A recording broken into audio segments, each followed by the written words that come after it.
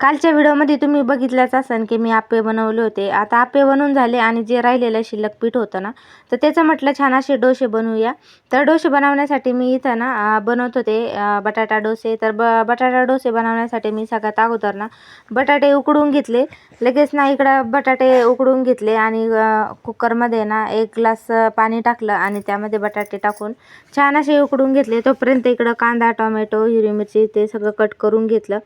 सगळा मसाला कट करून झाल्याच्या नंतर लगेच ना तव्यावर त्याला छान अशी फोडणी दिली. इकडं बटाटे पण शिजून झाले होते. सगळा मसाला कट करून घेतला आणि लगेच शिजलेले बटाटे आहेत ना यामध्ये घालून घेतले आणि छान असे स्मॅश करून घेतले. आणि बघू शकता इकडं छान अशी आपली बटाटा चटणी तयार होती. इकडं ना डोशाचं पीठ पण छान असं आपलं फुललेलं होतं. लगेच ना गॅसवर तवा ठेवला आणि छान असं आपले डोसे बनवून घेतले. तुम्ही बघू शकता एकदम छान असे झाले होते डोसे. मिश्र डाळीचे डोसे बी बनतात, हे मी आज पहिल्यांदाच ट्राय केलं होतं.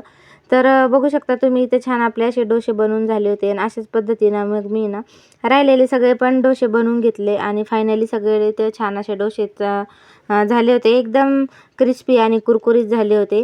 तर चला, तुम्हाला आजचा व्हिडिओ कसा वाटला नक्कीच कमेंट करून सांगा आणि व्हिडिओ आवडल्यास व्हिडिओ लाईक करा, चॅनलला सबस्क्राईब करा. बाय.